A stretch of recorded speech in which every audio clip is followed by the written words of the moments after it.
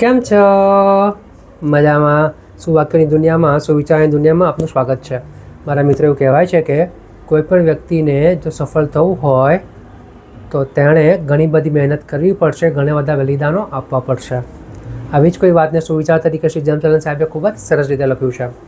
આ તો જે સુવિચાર છે તેનો વિષય છે સફળતા, સક્સેસ.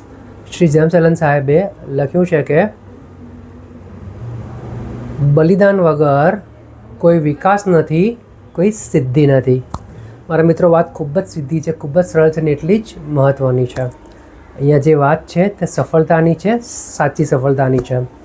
આજના સમયમાં ઘણા બધા એવા ટૂંકા રસ્તાઓ આવી ગયા છે કે જેનાથી વ્યક્તિ સફળતાને તો પામી લે છે, પરંતુ તે સફળતાને તે પચાવી શકતો નથી. કારણ કે સફળતા મેળવવા માટે તેણે જે મહેનત કરવી જોઈએ, ગ્રાઉન્ડ લેવલે જે કામ કરવું જોઈએ તે કામ કર્યું નથી હોતું, અને એના હિસાબે જ જ્યારે ઓછા સમયમાં ઓછી મહેનતે મોટી સફળતા મળી જાય છે ત્યારે તે પચાવી નથી શકતો અને તે સફળતાને તે ખોઈ દે છે. એટલે મારા મિત્રો, વાત ફક્ત એટલી જ છે, જો આપણે ખરેખર સાચી સફળતા ઈચ્છતા હોઈએ તો આપણે ખૂબ મહેનત કરવી પડશે, આકરી મહેનત કરવી પડશે, અને મહેનતનો કોઈ પર્યાય નથી. એટલે મહેનત તો કરવી જ પડશે. આમ તો આ વિષય બહુ ઊંડો છે, પણ જો ટૂંકામાં આપણે સમજવું હોય તો જો આપણે આપણી તબિયત સારી રાખવી હોય તો આપણે ઘણા બધી ખાવાની વસ્તુઓનું બલિદાન આપવું પડશે.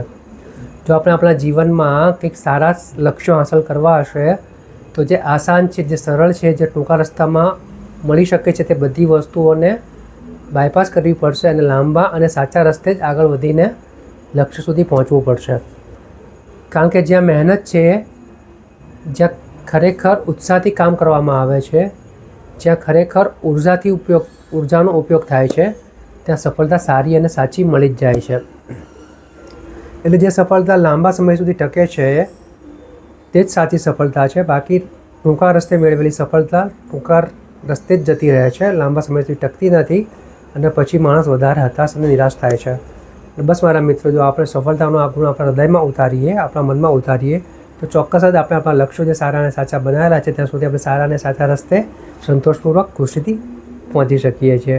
એટલા માટે જ શ્રી જેમ્સ સાહેબે લખ્યું છે કે બલિદાન વગર કોઈ વિકાસ નથી, કોઈ સિદ્ધિ નથી. Thank you.